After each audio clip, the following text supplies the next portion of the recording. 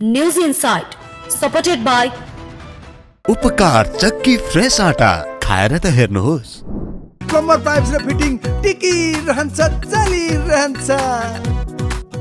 स्वादिष्ट परिकारको लागि उपकार शुद्ध तोरीको तेल। हर खानामा उपकार ब्रान्डका अचारहरू। खुसी पनि।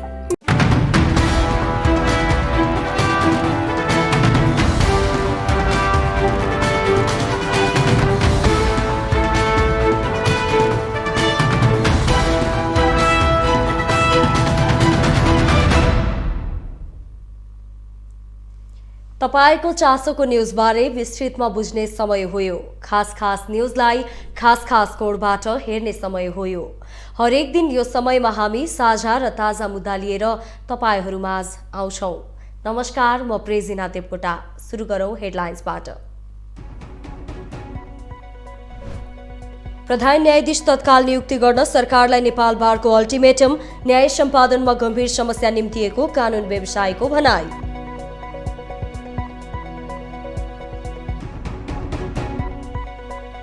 रौतहटको गरुडा नगरपालिका कार्यालयमा तालाबन्दी गर्न खोजेपछि स्थानीय र प्रहरी बीच झडप। 6 प्रहरी र 1 प्रदर्शनकारी घाइते।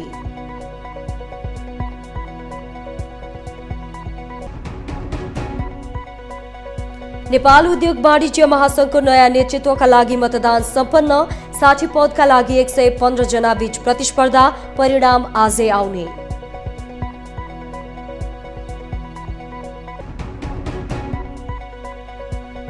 ब्याङ्कर संघको निर्णयसँगै नेप्से परिसूचक उच्च अङ्कले वृद्धि। धर्मरायको बजारमा बुधबार 92.22 अङ्कले सुधार।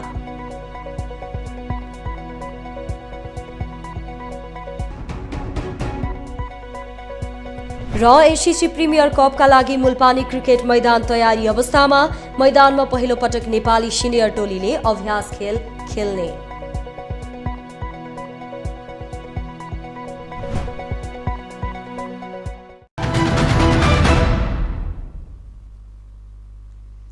नेपाल बार एसोसिएसनले सरकारलाई प्रधान न्यायाधीश नियुक्ति गर्न 10 दिनको अल्टिमेटम दिएको छ।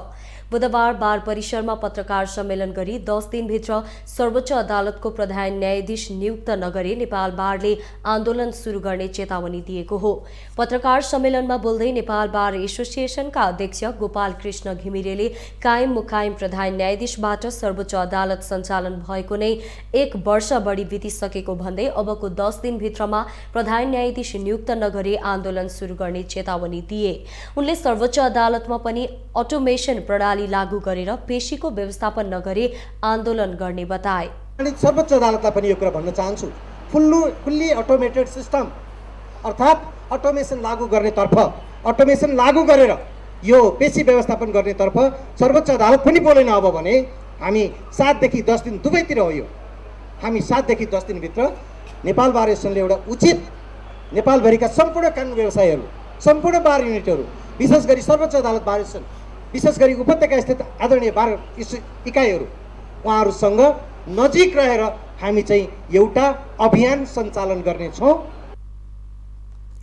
पत्रकार सम्मेलनमा सर्वोच्च अदालत बार एसोसिएसनका अध्यक्ष हरिशंकर निरौलाले कानून बमोजिम अविलम्ब प्रधान न्यायाधीश नियुक्त गर्न माग गरे।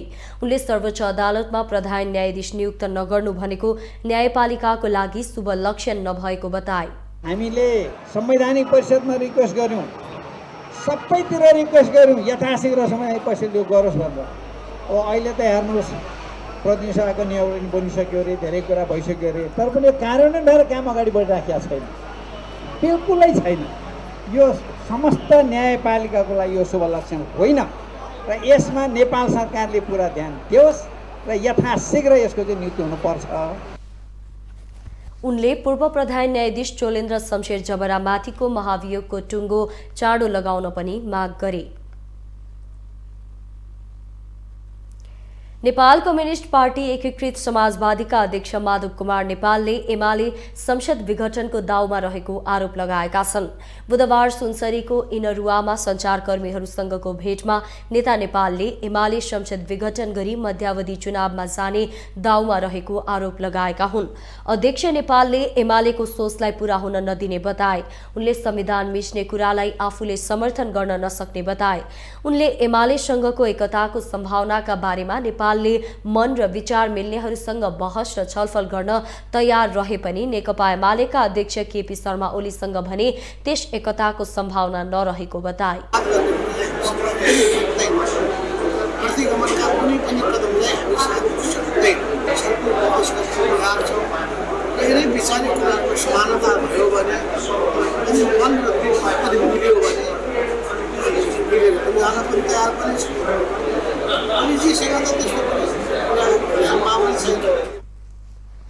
नेता नेपालले केही व्यक्तिले पार्टी छाडेको र विचार मिल्ने बारे धारणा राख्नुलाई व्यक्तिगत निर्णयको विषय भएको बताए। उनले पार्टी छोड्नु र प्रवेश गर्नु नियमित प्रक्रिया रहेको बताए। नेकपा एमालेका महासचिव शंकर पोखरेलले संविधानमा हस्ताक्षर नै नगर्ने पार्टीहरूसँग सहकार्य गर्ने दलहरूले एमालेले संविधान नै मानेन भन्नु लज्जाको विषय भएको बताएका छन्।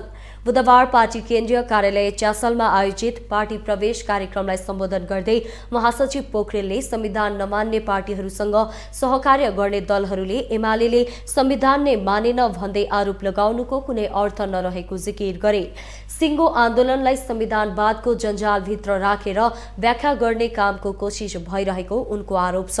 महासचिव पोखरेलले जनताको जनादेश खण्डित भएपछि फेरि जनतामा जानुपर्छ भन्ने लोकतन्त्रको विशेषता रहे पनि त्यसमाथि नै प्रहार भएको आरोप लगाए। भन्दाखेरि चाहिँ एक प्रकारले भन्दाखेरि नेकपा एमाले र नेपाली कांग्रेस नै मुख्य दल हुन् भन्ने कुरा जनताले प्रमाणित गरिदिएका छन्। त्यस्तो अवस्थामा कम्युनिस्ट आन्दोलनलाई बलियो बनाउने हो भने कसलाई बलियो बनाउने भन्ने कुराका सन्दर्भमा कुनै सन्देह बाँकी रहेन।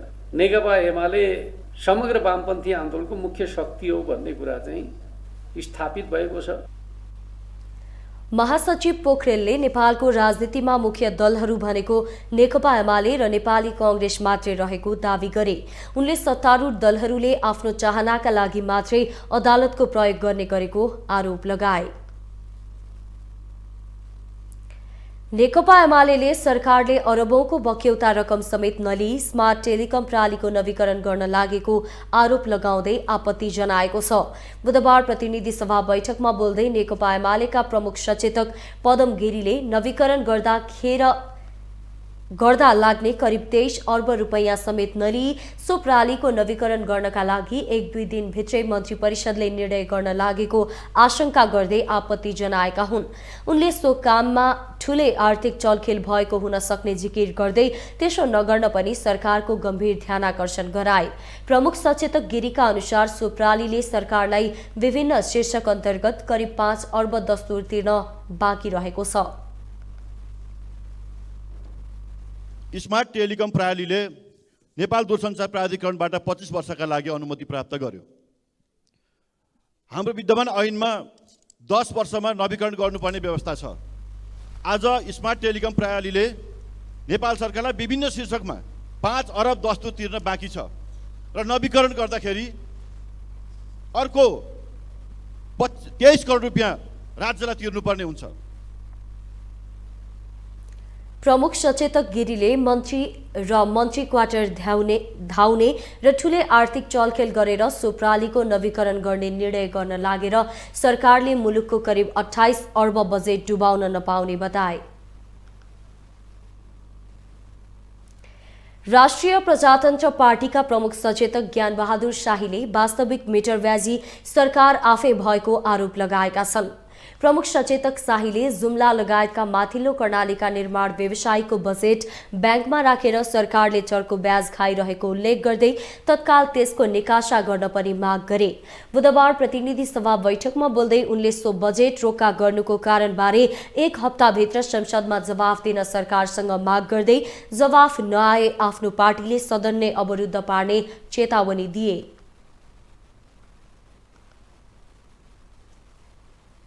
यसरी बैङ्कमा पैसा राखेर जनतालाई अलमल पार्ने काम नगरियोस्। कर्मचारीको आज तलब खान पाएको छैन, आज निर्माण व्यवसायीहरूले पैसा पाएका छैनन्। त्यही भएर सम्माननीय सभामुख मार्फत अहिले हाम्रो नियमावली बनाएका छौँ। हाम्रो अहिले सङ्घीय नियमावलीको नियम 15 को उपनियम 2 अनुसार सम्बन्धित मन्त्रीले 7 दिनभित्र जवाब चाहिन्छ, होइन भने हामी सदनमा खडा भएर उभिन्छौँ। सम्माननीय सभामुख महोदय, प्रमुख सचेतक शाहीले ब्याङ्कमा पैसा राखेर विकास निर्माणको काम ठप्प पार्ने काम नगर्न पनि सरकारलाई पटक पटक सचेत गराए।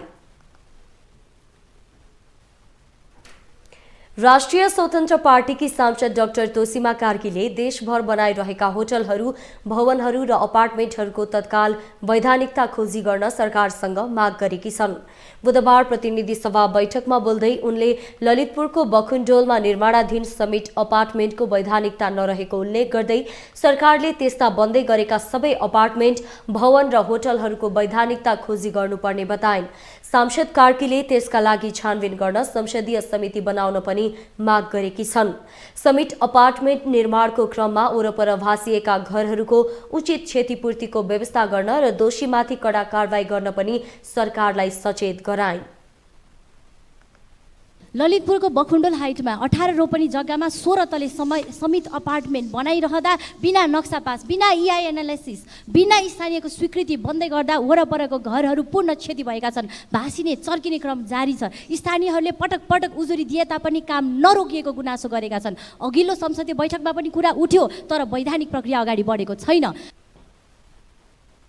सांसद कार्कीले समिट अपार्टमेन्टको निर्माण कार्य तत्काल रोकी छानबिनको कामलाई तत्काल अघि बढाउन पनि सरकारलाई दबाब दिइन्। रौतहटको गरुडामा प्रहरी र प्रदर्शनकारी बीच झडप भएको छ। झडपका क्रममा 6 जना प्रहरी र 1 जना प्रदर्शनकारी घाइते भएका छन्। झडपमा परेर गरुडा 5 का गजेन्द्र यादव घाइते भएको इलाका प्रहरी कार्यालय गरुडाले जनाएको छ। मेयर उम्मेद्वार दीपक यादवले गरुडा नगरपालिकाको कार्यालयमा तालाबन्दी गर्न खोजेपछि विवाद भएको र झडप भएको प्रहरीले जनाएको छ। झडप नियन्त्रणमा लिन प्रहरीले अश्रु ग्यासका साथै हवाई फायर गरेको थियो।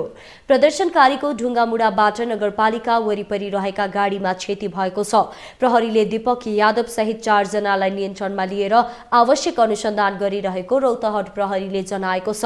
अहिले गरुडा क्षेत्रमा सुरक्षाकर्मी परिचालन गरिएको छ।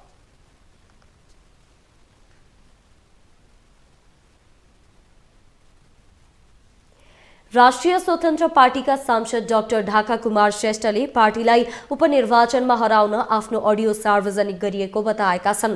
बुधबार पार्टी केन्द्रीय कार्यालयमा सञ्चारकर्मीहरूसँग कुरा गर्दै उनले अडियोमा सत्यता नरहेको र एडिटिङ गरेर बनाएको दावी गरे। उनले जनवरी फेब्रुअरीको अडियो अहिले सार्वजनिक गर्नु पार्टीमाथि प्रहार गर्ने सुनियोजित षड्यन्त्र भएको दावी गरे। भइरहेको छ, त्यसले गर्दाखेरि पार्टी र अहिलेको चुनाव उपनिर्वाचनको लाई र म आफ्नै मान प्रतिष्ठालाई सबैलाई चाहिँ घात परेको हुनाले त्यसप्रति म एकदम क्षमाप्रार्थी छु। यो अडियो चाहिँ खास गरी अहिले मिडियामा जसले पनि जहाँ पनि जसरी पनि बनाउन सकिने एउटा मिडिया हो, चाहिँ अडियो हो, एडिटिङ गर्न सकिन्छ। मेरो अहिले बोलेको यो भइसक्यो चाहिँ फेरि अर्को तरिकाले मोडेर पनि एडिटिङ गराएर चाहिँ बाहिर ल्याउन सकिन्छ। यो अडियो चाहिँ खास अथेन्टिक होइन, वाट्सएपमा कुरा गरिएको भनेको छ। मेरा कुराहरू कहाँबाट जोडेर चाहिँ अहिले यसरी मिडियामा आएको छ, यसमा यो प्रति म खेद प्रकट गर्न चाहन्छु। र म चाहिँ अहिले निलम्बित भएको एउटा हाम्रो पार्टीबाट निलम्बित भएको सदस्य पनि हो, सदस्यबाट पनि म चाहिँ बाहिर निस्किसकेको छु।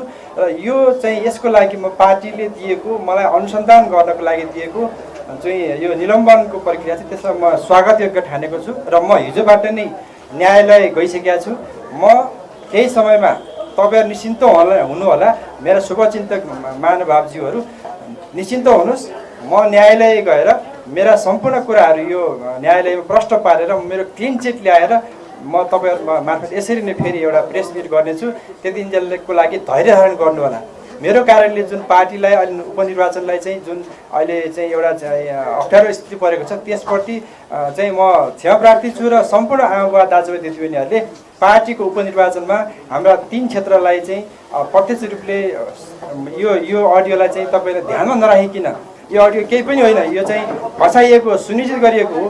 जनवरीमा भएको चाहिँ जनवरीमा लगभग जनवरी फेब्रुअरीमा भएको चाहिँ अडियो अहिले ल्याएर हाल्नु भनेको एउटा सुनियोजित किसिमले चाहिँ हाम्रो पार्टीलाई चारतिरबाट हान्ने एउटा प्रहार गरेको हो।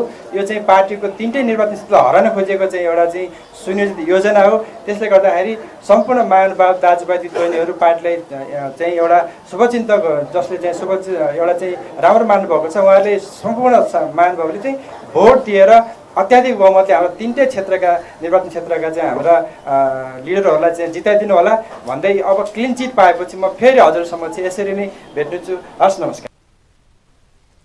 तपाईलाई न्युज इनसाइटमा पुनः जोड्नेछौँ। सुनसरीको इनरुवामा अपाङ्ग बालिका उपकरणीको आरोपमा पक्राउ परेका व्यक्ति छुटाउन पीडित पक्षलाई दबाब दिँदै आएको विषय बाहिरिएको छ।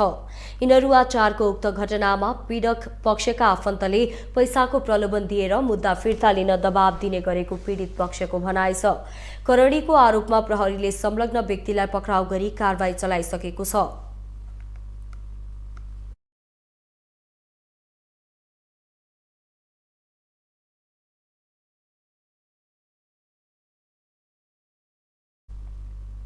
प्रहरी प्रतिवेदनका आधारमा अदालतले प्रतिवादीलाई पूर्वपक्षका लागि कारागार चलान समेत गरिसकेको छ। यद्यपि पीडित परिवारले भने आफूहरूले धाकधम्की खेपिरहनु परेको भन्दै गुनासो गरेका छन्। उनीहरूले पीडक पक्षले आफूहरूलाई मुद्दा फिर्ता लिन धाकधम्की दिँदै आएको बताएका छन्। पीडितको घरमा केही दिन अघि आगलागी भएको थियो, जसलाई सुनियोजित दावी गर्दै आएको पीडित परिवारले त्यसपछि भने असुरक्षित महसुस गरेको छ। मुद्दा फिर्ता लिन दिँदै आएको धम्की र आर्थिक प्रलोभनको विषय पीडित परिवारले बाहिर ल्याएको हो।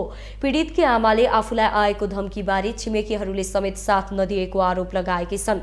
घटनाको विषयमा सुनसरी प्रहरीले भने करणीको आरोपमा पक्राउ गरिएका व्यक्तिलाई जिल्ला अदालत बुझाइएको र त्यहाँबाट कारागार चलान भएको बताएको छ। साथ दिँदैन, सबै धम्की दिइराखेको छ। मलाई यति पैसा अरूको आफ्नो मुखबाट त भन्न सक्दैन, अर्को मुखले भन्न लगाउँछ। सजाय हुनुपर्छ। त्यो मिल्नेछ भने हामी नेता सेता गरेर त्यसलाई छुटाइहाल्छौँ होइन।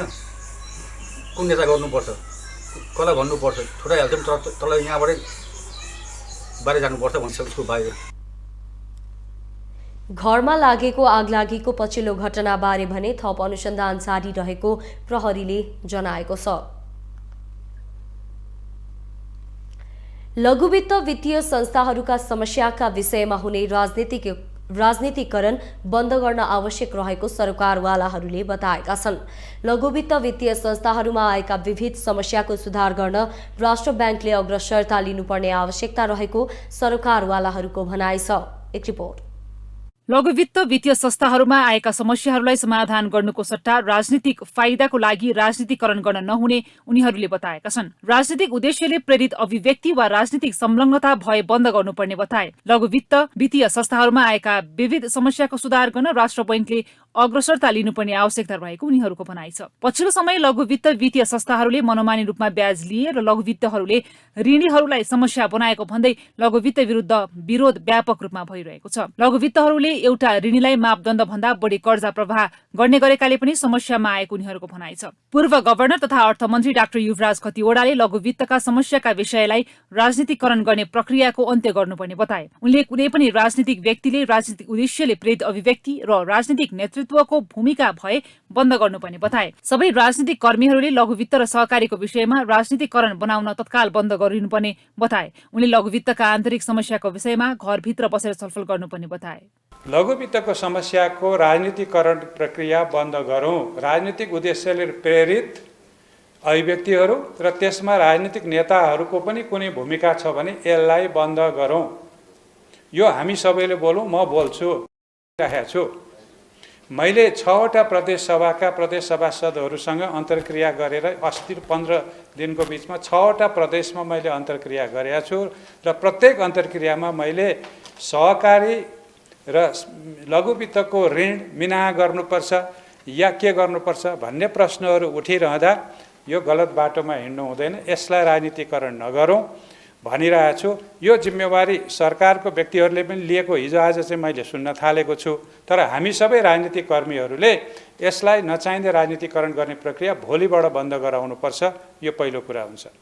त्यस्तै नेपाल राष्ट्र बैंकका गभर्नर महाप्रसाद अधिकारीले लघुवित्त वित्तीय क्षेत्रमा मसिनो ढंगले सुधार गर्नुपर्ने अवस्था आएको बताए। राष्ट्र बैंकले लघुवित्त क्षेत्रको सुधारको लागि उच्च स्तरीय समिति बनाएर लागेको भन्दै लघुवित्तहरूको वर्तमान महत्व, लघुवित्त कमर्सियल बैंकको रूपमा जान हुने थियो वा थिएन भन्ने विषयमा अध्ययन गरेर समस्या समाधान गर्ने विषयमा राष्ट्र बैंक अघि बढेको बताए। पछिल्लो समय लघुवित्त वित्तीय क्षेत्रमा अराजक प्रवृत्ति देखिएको उनको भनाइ छ। हाई लेभल कमिटी नै बनाएका छौँ, त्यसमा राष्ट्र बैंकको साथीहरू हुनुहुन्छ, बाहिरको साथीहरू, इन्डिपेन्डेन्ट साथीहरू पनि हुनुहुन्छ र हामीले अलिकति लघुवित्तलाई चाहिँ अलि एक्सटेन्सिभ रूपले नै त्यसको सुधारमा जानुपर्ने महसुस गरेका छौँ। लघुवित्त लिस्टेड पनि भएको कारणले अब लिस्टिङ किन भयो, कसो भयो भन्ने कुरा अहिले क्वेसन उठाउने कुरा होइन, फेरि क्यापिटल मार्केटतिर गाँसिया विषय हुन्छ। त्यसलाई चाहिँ अलिकति कसरी सुधार गर्ने र यो लघुवित्तको खास स्कोप कस्तो के हुनु पर्थ्यो, रियल ग्रामीण ब्याङ्किङको उसबाट एक खालको सोसियल ब्याङ्किङको उसबाट कमर्सियल ब्याङ्किङ जान आवश्यक थियो थिएन र यसलाई सुधार गर्ने उपायहरू के हुन सक्छन्, त्यो डाइरेक्सनमा रिपोर्ट हामी पाउनेछौँ। त्यस्तै बैंक तथा वित्तीय संस्था परिसंघका अध्यक्ष पवन गोल्यानले बैंक तथा वित्तीय संस्थाहरू विरोधको संगठित रूपमा विरोधमा उत्रिएको समूहका कारण बैंक तथा वित्तीय संस्थाका कर्मचारीको मनोबल कम भएको बताए। उनले लघुवित्तहरूमा लगानी गरेको रकम उठाउन नसक्ने अवस्था सृजना हुनु अमानवीय र कानून विपरीत रहेको बताए। उनले बैंक तथा वित्तीय संस्थाहरू पैसा कमाउनको लागि मात्र नभएर ग्राहकलाई जोगाउन आवश्यक रहेको बताए। जुन अहिले अराजकताको स्थिति छ, हातपात हुने स्थिति छ, लगानी गरेको पैसा उठाउनै नपाउने जस्तो स्थिति सृजना भएको छ, यो अमानवीय र कानुन विरुद्धको जुन काम भइरहेको छ, यो सङ्गठित हिसाबले जुन भइरहेको छ, यसको लागि त सम्माननीय प्रधानमन्त्रीज्यूले आफैले यो असहनीय छ, यसलाई चाहिँ हामी हुन दिँदैनौँ। हिजो गृह सचिवले पनि यो कुराको लागि एकदमै उहाँले चाहिँ अठोटै गरेर भन्नुभएको छ। तर यसले गर्दाखेरि कर्मचारीहरूको जुन मनोबल खस्केको छ, यसलाई उठाइदिनको लागि पनि मैले तपाईहरुलाई अनुरोध गर्न चाहन्छु। यो किनभने अल्टिमेटली बैंक वित्तीय संस्था पैसा कमाउनको लागि मात्रै होइन, हाम्रो ग्राहकलाई जोगाउनु पनि त्यतिकै आवश्यक छ।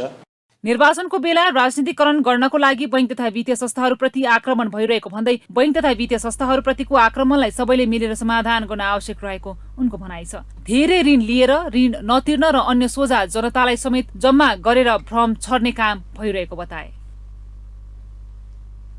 नेपाल उद्योग वाणिज्य महासंघको नयाँ नेतृत्वका लागि काठमाडौँ स्थित नेपाल प्रज्ञा प्रतिष्ठान भवनमा आज निर्वाचन सम्पन्न भएको छ। उद्योगी व्यवसायीहरूको छाता संस्था महासंघको 57औं साधारण सभाले महासंघको नयाँ नेतृत्वका लागि आज निर्वाचन भएको हो। हालका वरिष्ठ उपाध्यक्ष चन्द्र ढकाल विधान अनुसार स्वतः अध्यक्षमा चयन भएका छन् भने नयाँ वरिष्ठ उपाध्यक्ष लगायत पदाधिकारी जारी निर्वाचन मार्फत चयन हुनेछन्। व्यवसायीहरूले नयाँ नेतृत्वले उद्योग क्षेत्रलाई अगाडि बढाउन र देशमा आर्थिक संकटबाट माथि उठाउनको भूमिका निर्वाह गर्नुपर्ने अपेक्षा राखेका छन्। आर्थिक क्षेत्र अहिले धराशायी अवस्थामा छ, त्यो हामी सबैलाई विधिवत नै छ हैन। अब कोभिड, भैँचालो यी कुराहरूले अर्थतन्त्र थलिएको अवस्थामा यो अहिले चाहिँ 57औं वार्षिक साधारण सभाबाट जुन आउने नयाँ नेतृत्वले चाहिँ सबै उद्यमीहरूको चाहिँ आश के छ भन्दाखेरि यो चाहिँ हाम्रो ओराल लागेको चाहिँ धराशायी अवस्थामा पुगेको अर्थतन्त्रलाई उकास्नको लागि यो नयाँ नेतृत्वले चाहिँ एउटा उमङ्ग जोस नयाँ ल्याउँछ भनेर आज यत्रा चाहिँ नेपालभरिका उद्योगीहरू हेर्नुहोस् यहाँ भिड भएर चाहिँ यहाँ बसिरहेको अवस्था छ। मेरो विचारमा अवश्य पनि यो नयाँ नेतृत्वले नीतिगत रूपमा साना तथा मझौला उद्योगहरूको हक हितको लागि र ब्याज दर चाहिँ घटाउनको लागि र नयाँ चाहिँ तपाईको चाहिँ उद्योग कल कारखानाहरूको उत्पादन बढाएर आयात चाहिँ तपाईको चाहिँ आयात घटाएर चाहिँ एउटा निर्यात बढाउनलाई केही न केही मद्दत गर्छ भन्ने चाहिँ हामीलाई लागेको छ। सबभन्दा पहिला त हामीलाई भनौँ न अब यो चैत महिनाभित्रमा जुन चाहिँ हामीले कर्जा तिर्न सकेनौँ, ब्याज तिर्न सकेनौँ भने कति ब्ल्याक लिस्टमा आउँदैछन्, कति टर्चर खाइरहेका छौँ, कति व्यवसायी धराशयी भएका छन्, आत्महत्या गर्नसम्म पनि लागिरहेका छन् र पनि सरकार पनि मौन छ, चुप छ। खुले सडकमा चाहिँ मरिरहेको छ, जलिरहेको छ मान्छे, तर ऊ मौन छ भनेपछि अहिले हामीले न त व्यवसाय सुचारू रूपले सञ्चालन गर्न सकेका छौँ, न त हामीले पुँजी लगानी गर्न सकेका अवस्था छौँ। भनेपछि सबभन्दा ठुलो कुरा व्यवसायलाई अगाडि लैजानु भनेकै पुँजी हो। यो कुरो जबसम्म सरकारले हामीलाई यो ब्याज दर कन्ट्रोल गर्दैन र लगानी गर्न सहज वातावरण गर्दैन भने हामी उठ्न सक्दैनौँ। त्यसको लागि पनि अहिलेको महासङ्घको नेतृत्वले त्यो गरिदियोस् भन्ने हामी सबैको पीडा यही हो। वरिष्ठ उपाध्यक्षका लागि अञ्जन कुमार श्रेष्ठ, रामचन्द्र साङ्घाई र उमेशलाल श्रेष्ठले उम्मेदवारी दिएका छन्। निर्वाचनले 64 सदस्यीय नयाँ कार्य समिति चयन गर्नेछ। एक वरिष्ठ उपाध्यक्ष, 3 उपाध्यक्ष सहित 60 पदका लागि निर्वाचन हुँदैछ। ती पदका लागि 115 जना बीच प्रतिस्पर्धा भइरहेको छ। निर्वाचनमा 1993 जना मतदाता रहेका छन्। वैशाख महिनादेखि ब्याङ्कको ब्याजदर घट्ने ब्याङ्कर सङ्घको निर्णयसँगै नेप्से परिसूचक उच्च अङ्कले वृद्धि भएको छ। पछिल्लो समय निरन्तर रूपमा उच्च अङ्कले गिरावट आइरहेको नेप्से परिसूचक बुधबार 92.22 अङ्कले बढेर 1963.55 बिन्दुमा पुगेको छ। त्यस्तै सेन्सेटिभ इन्डेक्स 18.75 अङ्कले बढेको छ भने फ्लोट इन्डेक्स 6.76 अङ्क र सेन्सिटिभ फ्लोट इन्डेक्स 6.42 अङ्कले बढेको छ। बुधबार कारोबारमा आएका 276 कम्पनीको 61,07,000 किता सेयर 1,97,60,00,000 रुपैयाँ बराबरको खरिद बिक्री भएको छ। मंगलबारको तुलनामा बुधबार नेप्से परिसूचकसँगै कारोबार रकममा पनि सुधार भएको छ। मंगलबार 94,52,49,000 रुपैयाँ बराबरको कारोबार भएको थियो। नेप्सेका 13वटै उपसमूहको परिसूचक बढेको छ, जसमध्ये वित्त उपसमूहको परिसूचक करिब 7% बढेको छ भने लघुवित्त, ब्याङ्किङ र विकास ब्याङ्क उपसमूहको परिसूचक 5% भन्दा बढीले बढेको छ। त्यस्तै लगानी, जीवन बीमा, उत्पादन तथा प्रशोधन, जलविद्युत र निर्जीवन बीमा उपसमूहको परिसूचक 4% भन्दा बढी बढेको छ। बुधबार नेप्से परिसूचक उच्च अङ्कले वृद्धि भएसँगै 7 कम्पनीको शेयर मूल्य सकारात्मक सर्किट लेभलमा कारोबार भएको छ, जसमा सिद्धार्थ इक्विटी फन्ड, आदर्श लघुवित्त, खप्तर लघुवित्त, कालिन्चोक दर्शन, गणपति लघुवित्त लगायत कम्पनीको शेयर मूल्य सकारात्मक सर्किट लेभलमा कारोबार भएको हो।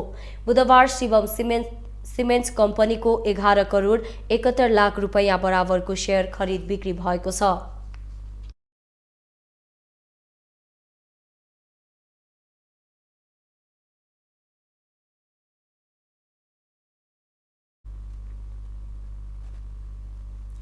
पछिल्लो समय देशको अर्थतन्त्र अप्ठ्यारो अवस्थामा छ। अहिले व्यवहारिक तथा नीतिगत समस्याका कारण यो अवस्था आएको हो भनेर विश्लेषण हुँदै आएको छ। आजको सामाजिक सञ्जालमा केही अर्थविज्ञहरूले आफ्ना भनाइहरू राखेका छन्। सोही भनाइ अबको क्रममा।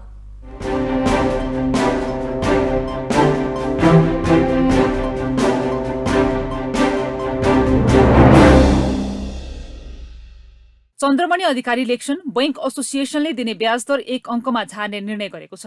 यसको रियाक्सन बजारले कसरी गर्ला? निर्णयको आधार के होला? यदि बजारका निर्णायक तत्त्वहरूको ख्याल गरिएको भए कसरी गरियो? त्यसो होइन र कार्यकारी निर्णय गरेको भए 2 महिना अगाडि किन नगरेको? बजारमा आधारित अर्थतन्त्र हो कि होइन हाम्रो?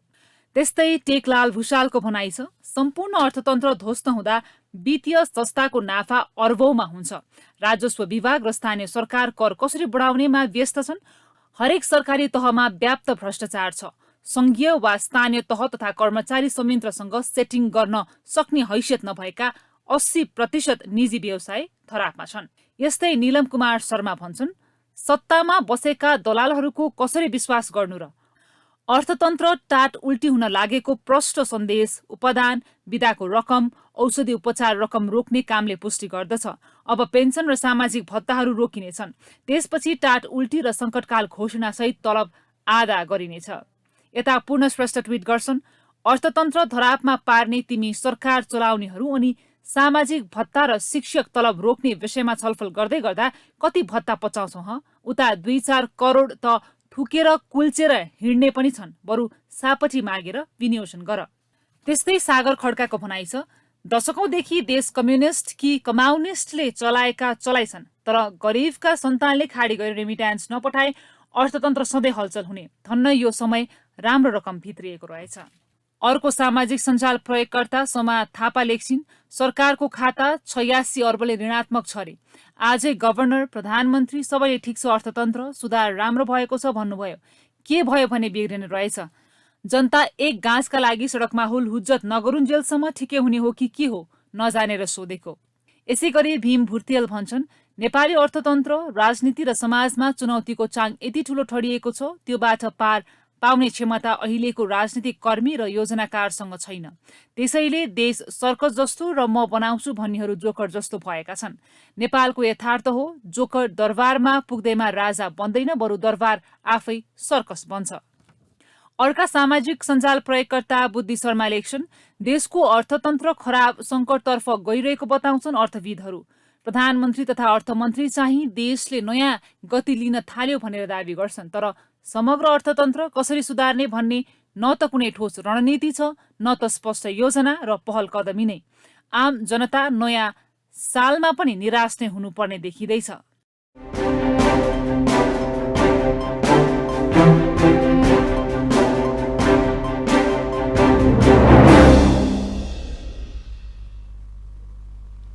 तपाईलाई न्युज इनसाइटमा पुनः जोड्नेछौँ। नेपाल चलचित्र कलाकार संघले चलचित्रमा अभिनय नगरेका कलाकारहरूको सदस्यता खारेज गर्ने निर्णय गरेको छ। बुधबार काठमाडौँमा आयोजित नयाँ वर्षको आदान प्रदान कार्यक्रममा बोल्दै नेपाल चलचित्र कलाकार संघका अध्यक्ष मोहन निरौलाले चलचित्र नखेलेका कलाकारहरूको सदस्यता खारेज गर्ने बताए। उनले सदस्यता खारेजीको लागि आफू निर्वाचनको प्रक्रियालाई पर्खेर नबस्ने पनि स्पष्ट पारे। उनले सदस्य बनेकाहरूले नागरिकता मात्रै पेश गरेको तर अन्य कुनै चलचित्रमा अभिनय गरेको अभिलेख नपाइएकोले अब सबै सदस्यहरूले अभिलेखका लागि आफूले अभिनय गरेका चलचित्रहरूको बारेमा जानकारी दिन आग्रह गरे।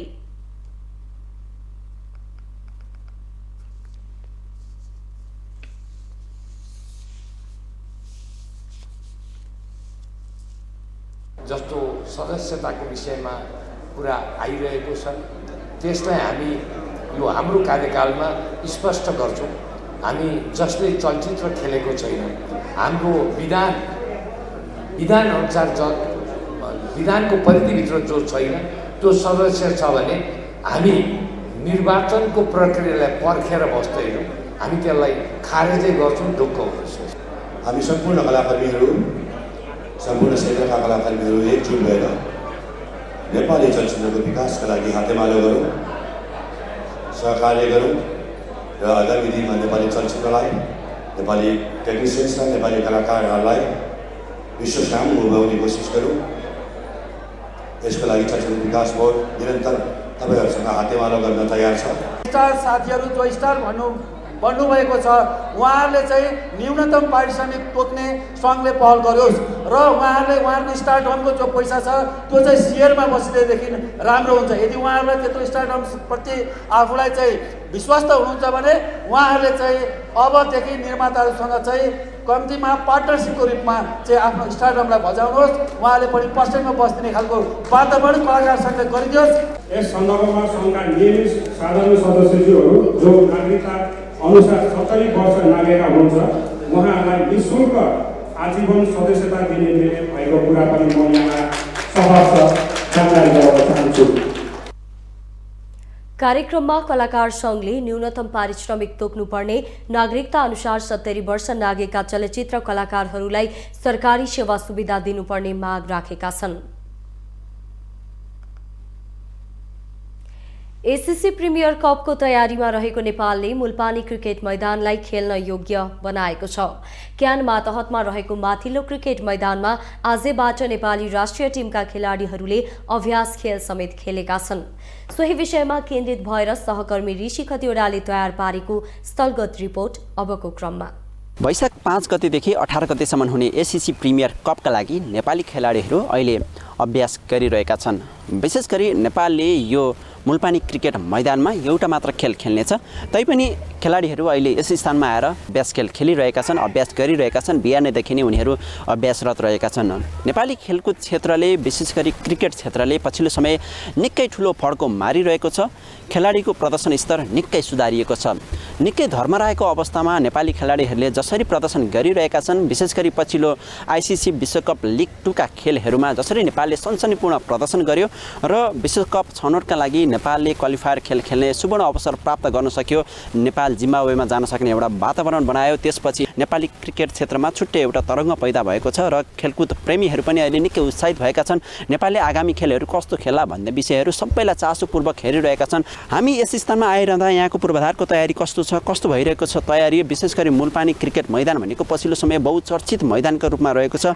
विशेष गरी खेल खेलेर चर्चामा रहनुभन्दा पनि यहाँ यो नबनाइकन राजनीतिक खेल खेल्दा यो मैदानको बढी चर्चा हुने गरेको छ र यो मैदान अन्ततः तयार भएको छ भनिएको छ र वैशाख 5 गते हुने प्रतियोगिताका लागि यो भित्री संरचनाहरू सम्पूर्ण तयार भएको छ भनेर भनिएको छ। यस विषयमा यो मैदानको तयारी, बाहिरी तयारी, यहाँ आगन्तुकको तयारी, दर्शक बस्ने अवस्था के कस्तो छ अनि पार्किङको अवस्था के कस्तो छ भन्ने सम्पूर्ण कुरा जानकारी बुझ्नका लागि यति बेला हामी कुराकानी गर्दैछौँ क्यानका कोषाध्यक्ष रोशन कुमार सिंहसँग। ग्राउन्डको प्रिपेरेसन सबै सकिसकेको छ। अब केही सानो बाँकी छ र हाम्रो चाहिँ 18 तारिकबाट चाहिँ जुन टुर्नामेन्ट छ त्यसकोले हामी चाहिँ कता भव्यको साथ हामी तयारीको अवस्थामा अन्तिम अवस्थामा छौँ। लामो समयपछि यो मुलपानी क्रिकेट मैदान होइन चर्चामा रहेको कहाँ हो के हो, अलिकति काठमाडौँको यो अलिकति उत्तरी क्षेत्र जस्तो भूभागमा देखिएको छ होइन, कहाँ हो कसो पनि थाहा थिएन। अलिकति ग्राउन्डको अवस्था, यहाँको पिच, यो कस्तो छ मैदान होइन, दर्शक बस्ने ठाउँ, यो सबै कुरा बताइदिनुहोस् न। सर्वप्रथम यो तपाईँले भने जस्तै मलाई लाग्छ यो जुन समयदेखिबाट स्थापित भयो क्यान होइन, यो हाम्रो यो त्यो मुलपानी ग्राउन्ड होइन र यहाँ अफिसहरू संरचनाहरू अहिलेको अवस्थामा चाहिँ यो जुन एसएससी प्रिमियर कप जुन त्यसले गर्दाखेरि के छ भनेपछि ओभरअल ग्राउन्डको चाहिँ काम सम्पन्न भइसकेको, अघि नै भनिसकेँ। पिच क्युरेटरले हामीले चाहिँ तपाईँको बङ्गलादेशबाट बोलाएर 3 जना पिच क्युरेटर उहाँ आउनुभएको थियो। 3 जनाले चाहिँ आज 68 दिन लगातार काम गरेको कारणले गर्दाखेरि आज पिच खेल्ने योग्य भइसकेको छ। अहिले पनि हामीले प्र्याक्टिस गर्दाखेरि पहिलो नम्बर पिचमा हामीले आज जुन प्र्याक्टिस गऱ्यौँ ओभरअल देख्दाखेरि पिच अहिलेको कन्डिसन चाहिँ ठिकठाकै छ। तर ओभरअल तपाईँको पिचको बारेमा चाहिँ पिच क्रिकेट र हाम्रो क्रिकेट म्यानेजर विनोद दासलाई जानकारी बढी हुन्छ होइन। र यो संरचना तपाईँले जुन हेरिनुभएको छ यो तपाईँको मोटामोटी तपाईँको 60 दिनभित्रमा तयारी भइरहेको संरचना हो। तपाईँको आउटफिल्डहरू तपाईँ हेर्नुहुन्छ, माथिको तपाईँको मिडिया बस्ने, दर्शक बस्ने होइन। पहिले तपाईँले हेर्नुबाट बाढीले यहाँ बगाएको पहिरो गएको थियो होइन, त्यसलाई हामीले चाहिँ तत्त्वको हिसाबले हामीले कार्य गरेर त्यहाँ निर्माण गऱ्यौँ। तपाईँको ड्रेसिङ रुमहरू होइन इन्टरनेसनल मापदण्ड अनुसार ड्रेसिङ रुम पनि हामीले तयारी गरिसकेको छौँ। घर भवनको रङरोनर र तपाईँको हाम्रो चाहिँ पार्किङको सुविधा, अगाडिको जुन एउटा इन्ट्रान्स हाम्रो जुन क्यानको लोगो सहितको एउटा इन्ट्रान्स हाम्रो भव्यताका साथ बनाएको छौँ, रङ सहितका सम्पूर्ण ओभरअल होइन।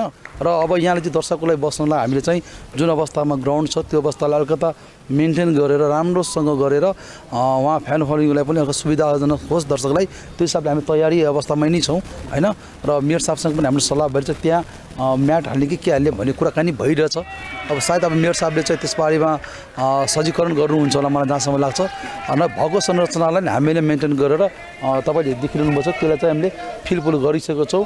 अब बााउन्ड्रीको वाल वायरिङहरूदेखि लिएर तपाईँको साइड स्क्रिनदेखि लिएर होइन, स्कोर कार्डदेखि लिएर हाम्रो चाहिँ ग्राउन्डमा स्टाफहरूलाई बस्ने भवनदेखि लिएर यी सबै सम्पूर्ण कुराहरू हामी तयारी गरिसकेको छौँ। अब लास्ट अब बाँकी चाहिँ सानोतिनो टुक्रा कामहरू त्यो चाहिँ 1-2 दिन आज र भोलिमा सकिन्छ होला। दर्शक हामी यति बेला यो क्रिकेट मैदानमा रहेका छौँ, मुलपानीमा आइपुगेका छौँ र नेपालले भन्नै पर्दा पछिल्लो समय क्रिकेट क्षेत्रमा निकै ठुलो प्रगति गरिरहेको छ। विशेष गरी खेलाडी स्तरबाट नेपालको खेल प्रदर्शन निकै सुधारिएको छ। पछिल्लो आइसिसी विश्वकप लिग 2 को खेलहरू प्रदर्शन गरिसकेपछि नेपाली क्रिकेट प्रेमीमा नि एक तरिकाको निकै ठुलो खुसी दिइरहेको छ र त्यो खुसीका लागि फेरि नेपाली दर्शकहरू उत्साहित रहेका छन्। करिब 11वटा खेल यो मैदानमा हुनेछन् र मैदानको तयारी पनि भव्य रूपमा भइरहेको छ। बाँकी 11वटा खेल भने टियुको क्रिकेट मैदानमा हुनेछन्। विशेष गरी लिग चरणका 10वटा खेल यहाँ हुनेछन् र सेमिफाइनलको एउटा प्रतियोगिता यहाँ हुने भनेर क्यानले जनाएको छ।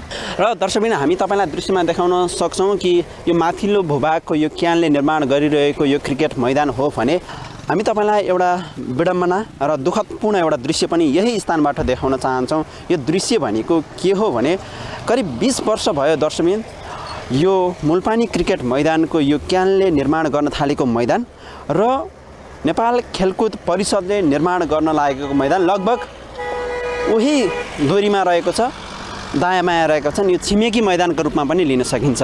राष्ट्रिय खेलकुद परिषद अन्तर्गतको यो मैदान हेर्दा भने नेपाली दर्शकहरूको मन कटक्कै खाने गर्छ। पछिल्लो 18-20 वर्ष भइसक्यो दर्शकवृन्द यो मैदान निर्माण हुन सकेको छैन। यो दुवै मैदान यदि निर्माण हुन्थ्यो भने नेपाली क्रिकेट क्षेत्रलाई निकै ठुलो निकै सुवर्ण अवसर हुने थियो यस्ता प्रतियोगिता आयोजना गर्नको लागि। पछिल्लो समय यो क्रिकेट मैदान अत्याधिक चर्चामा रहेको छ। विशेष गरी खेल खेलेर भन्दा पनि खेल नखेली अथवा यस क्षेत्रमा राजनीतिक खेलका कारण भने यो क्रिकेट मैदान अझै बढी चर्चामा रहने गर्दछ।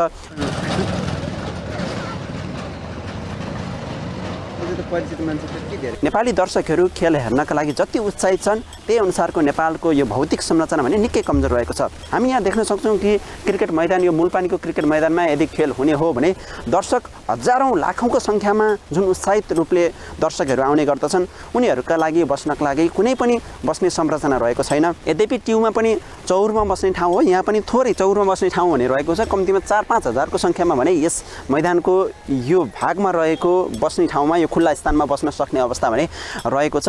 यद्यपि यो नेपाली दर्शककै लागि पर्याप्त स्थान भने होइन। विशेष गरी ग्रुप बी का खेलहरू यहाँ धेरै हुनेछन्। 10वटा टिम नेपालमा आउनेछन्, 10वटा टिमले प्रतियोगितामा सामेल हुनेछन्। यहाँ 11वटा प्रतियोगिता हुनेछन् भने बाँकी 11वटा प्रतियोगिता भने ट्यु क्रिकेट मैदानमा हुनेछन्। नेपालसँग बलियो प्रतिस्पर्धी ओमान समेत रहेको छ नेपाली समूहमा। नेपाली समूहमा यो टिम रहँदै गर्दा नेपालले कडा प्रतिस्पर्धी पाएको छ ओमानलाई। ओमान भनेको आइसिसी लिग 2 मा शीर्ष 3 टिममध्ये दोस्रो स्थानमा आफूलाई रहन सफल बनाएको टिम हो र स्कटल्यान्ड, ओमान र नेपाल त्यस स्थानमा आइसिसी लिग 2 को पहिलो, दोस्रो र तेस्रो स्थानमा रहेका टिम रहेका थिए। अन्य प्रतिस्पर्धीहरू कतार, मलेसिया र साउदी अरेबिया रहेका छन्। नेपालका लागि ओमान बाहेक अन्य टोलीहरू केही सहज हुने अनुमान भने गर्न सकिन्छ। त्यस्तै ग्रुप बी अन्तर्गत रहेको 5वटा टोलीको नाममा युएई, हङकङ, कुवेत, सिङ्गापुर र बहराइन रहेका छन्। यी 10 टोलीमध्ये एउटा टोली विजयी हुनेछ। विजयी टोलीले एसियन कप खेल्न पाउनेछ। एसियन कप अन्तर्गत 5वटा टिम रहेका छन्। भारत, पाकिस्तान, श्रीलङ्का, बङ्गलादेश र अफगानिस्तान रहेका छन् र एउटा टिमले नयाँ सहभागिता जनाउनु पाउनेछ। यही टिमको एउटा विजयीले सहभागी जनाउनु पाउने सुवर्ण अवसर पाउनेछ। त्यो अवसर नेपालका लागि लेखिएको छ कि छैन अथवा नेपालले यो प्रतियोगितामा कस्तो प्रदर्शन गर्छ त्यसैका आधारमा निर्धारण हुनेछ। आशा गरौँ नेपालले एसियन कपमा छनौट खेल्ने सुवर्ण अवसर पाउनेछ। क्यामेरामा नितेश माथेमाका साथ ऋषि खतिवडा, मूलपानी, काठमाडौँ। देश विदेशका यस्तै विभिन्न विषयवस्तुसँग हामी तपाईलाई जोडिरहनेछौँ न्युज इनसाइटमा। नमस्ते।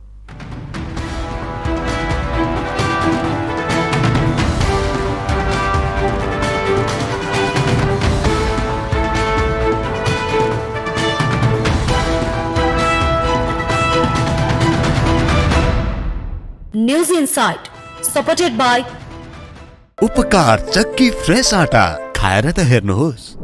प्लम्बर पाइप्स र फिटिङ टिकिरहन्छ, चलिरहन्छ। स्वादिष्ट परिकारको लागि उपकार शुद्ध तोरीको तेल। हर खानामा उपकार ब्रान्डका अचारहरू। खुसी पनि